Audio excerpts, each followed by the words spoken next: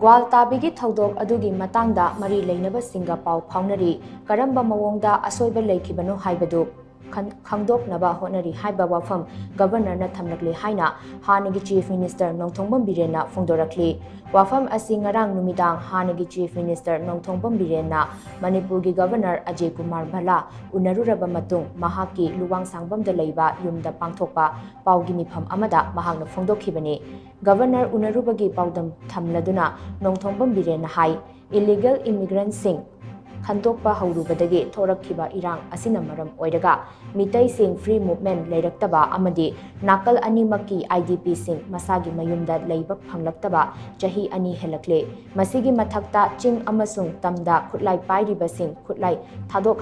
hotnaba thaushil amadi paumi sing na tongba basta Manipur thaba yaroi haibagi wafam asina miyam aduki matik penadre hairiba issue sing asi athubada loishinaba governor na ahenba meeting changbiu Haiba Wapham sing takshil lamki maduda governor nasu miyam gidamak haiba wafam sing adu thabakta onthoknaba angamba thakta honari GWALTABI THOUDOK adu governor masamaksu nungaitaba phawi haiba wafam thamlakhi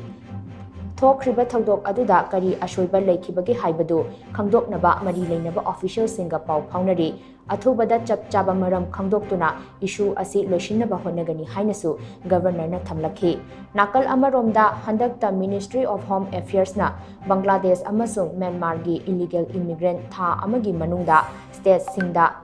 Khangdoknabagi thokiba order adu matam kharaga sangdoknaba governor da takshilamki Myanmar gi illegal immigrant kaya state asida khunda shile haiba national gi thakta khangnakpa asi nungaiba phawi mahakna chief minister oiringai matamda state asidagi illegal immigrant sing Khangdoknabagi damak cabinet subcommittee amadi atai makhal kayagi committee sing semlaga changsil lakhiba thabak thauram sing sasinnaba Aadhaar card pairaga leirambagi report amadi Myanmar macha kaya deport taukhibagi data na chingba yauba report amasu governor da piramki loinana home ministry na tha amagi manungda Bangladesh amasung Myanmar gi illegal immigrants sing Khangdoknabagi Tharakhiba matam adu kharaga sangdokhanaba governor da takshillambaga loinana governor nasu thaurang adu hotnagani haibagi thajaba pirakhi haina nongthombam birena makhata na phungdokhi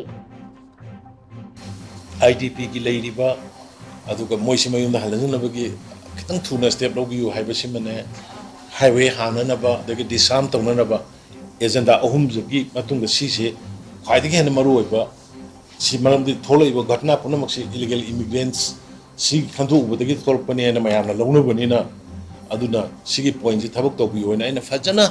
egi horen data mayam amasida loina yaure mi kaya phangibano kaya tawgibano khoina karai de kari tawramage haibna singbase aduna manasu honorable governor nasu ma fully cooperate tawni haidana dahoi ado yaragadi prajana mangda tariba issue si thuna loisananba pami haidana adumaina su ai thamjarame